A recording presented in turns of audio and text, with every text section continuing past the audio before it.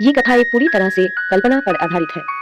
इनमें वर्णित स्थान, पात्र, घटनाएं और रहस्य वास्तविक नहीं है। किसी भी व्यक्ति, स्थान या घटना से इनका कोई संबंध नहीं है। ये कथाएं केवल मनोरंजन, सस्पेंस और साहित्यिक उद्देश्य के लिए बनाई गई हैं। श्रोता से अनुरोध है कि वे इन कथाओं को वास्तविक जीवन की घटनाओं या इतिहास के रूप में ना लें। यदि इन कथाओं के दौरान किसी को डर या असुविधा महसूस हो तो कृपया सुनना बंद कर दें। मेरे वक्षस्थल के भीतर एक प्रकार का कंपन होने लगा।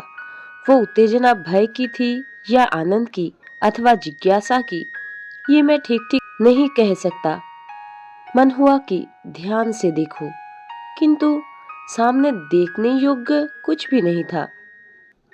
लगा कि यदि कान लगाकर सुनूं तो उनकी सारी बातें स्पष्ट सुनाई देंगी, पर एकाग्र होकर सुनने पर केवल वन के कीटों की झिल्ली सी ध्वनि ही सुनाई देती रही। ऐसा प्रतीत हुआ मानो 250 वर्षों की काली यवनिका ठीक मेरे सामने झूल रही हो। डरते डरते उसकी एक किनारी उठाकर भीतर झांकता हो। वहां एक विशाल सभा बैठी है, किंतु घोर अंधकार में कुछ भी दिखाई नहीं देता। अचानक घुटन टूट गई और हू हू करती हुई हवा का एक झोंका चला। शुष्ता के स्थिर जलतल को देखते देखते वो अप्सरा की केश लौटों की भांति कुचित हो उठा और संध्या छाया से आच्छन्न समस्त वनभूमि एक क्षण में एक साथ मरमरध्वनि करती हुई मानो दुस्सपनों से जाग उठी।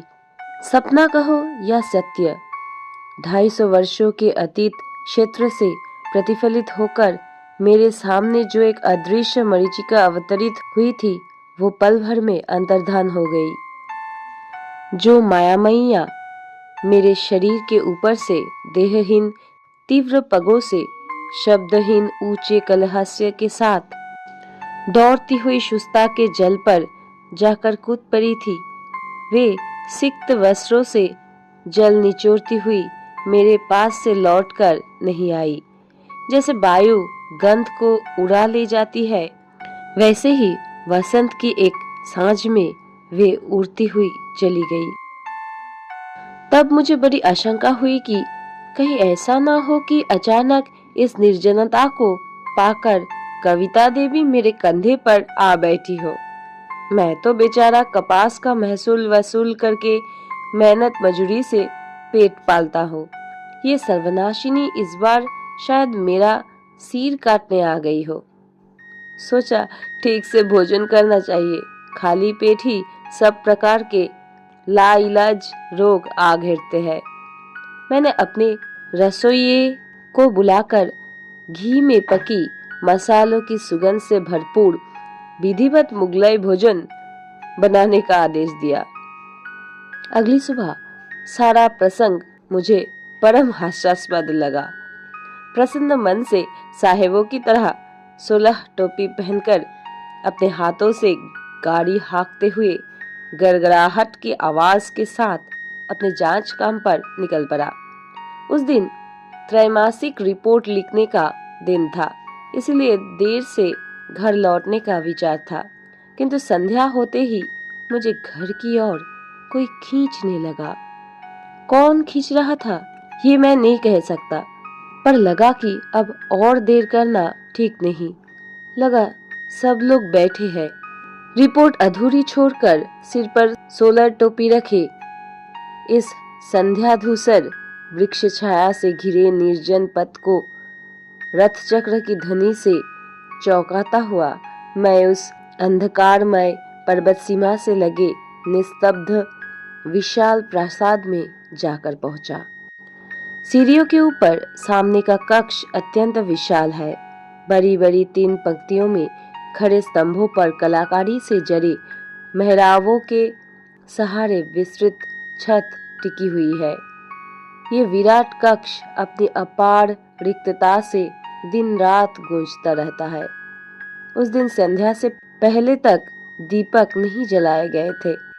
जैसे ही मैंने द्वार को धकेलकर उस विशाल कक्ष में प्रवेश किया, वैसे ही लगा मानो भीतर कोई भारी उथल पुथल मच गई हो, जैसे अचानक सभा भंग हो गई हो और चारों ओर के द्वार, खिड़कियां, कक्ष, गलियारे और बरामदे से लोग जिस जिस दिशा में भाग खड़े हुए हो, जिनका कोई पता नहीं। कहीं कुछ ना देख पाने पर मैं विस्मित होकर खड़ा रह गया। शरीर किसी प्रकार के आवेश से रोमांचित हो उठा, मानो बहुत दिनों से लुप्त किसी शिरोस्पर्श और इत्र की मंद सुगंध मेरी नासिका में भरने लगी हो। मैं उस दीपहीन जनहीन विराट कक्ष के प्राचीन प्रस्तर स्तंभों की पंक्तियों के बीच खड़ा होकर सुनने लगा। झरझर करती हुई फव्वारे की जलधरा का श्वेत पत्थरों पर गिरना, सितार पर बजती किसी अज्ञात रागिनी की ध्वनि, कहीं स्वर्णभूषणों की छनक, नुपुरों की झंकार, कभी विशाल ताम्र घटी में पहर बजने का स्वर, कहीं दूर से नहवत का आलाप, वायु में ढोलते झाड़ों के स्फटिक दोलकों की ठुनठुन, बरामदे से पिंजरे में बंद बुलबुल का गीत और बगीचे से पले हुए साहस की पुकार, ये सब मिलकर मेरे चारों ओर मानो प्रेत लोक की एक रागिनी रचने लगी। मुझ पर उस समय ऐसा मोह छा गया कि मुझे लगा यही अस्पृश्य, अगम्य और अवास्तविक अनुभव ही संसार का एकमात्र सत्य है और बाकी सब कुछ मिथ्या, मरीचिका मात्र है। मैं जो मैं हूँ, अर्थात मैं श्रीयुक्त अमुक अमुक के ज्येष्ठ पुत्र, जो कपास का महसूल वसूल कर महीने में 450 रुपये वेतन पाता हो, मैं जो सोलर टोपी और छोटी कुर्ता पहनकर टमटम हाँकते हुए दफ्तर जाता हूँ, ये सब बातें मुझे इतनी विचित्र, हास्यास्पद और निराधार झूठ लगी कि मैं उस विशाल निस्तब्ध अंधकारमय कक्ष के बीच खड़ा होकर हंस हंस कर खिल उठा।